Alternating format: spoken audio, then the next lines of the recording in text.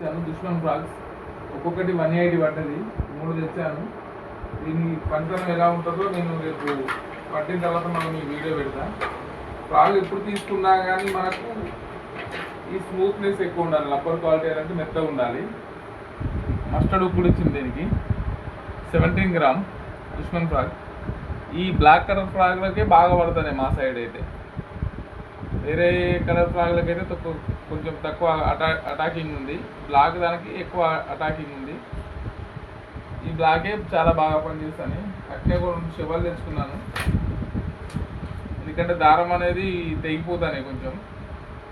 దీనికి సపోర్ట్గా ఇలా పెట్టుకోవాలి.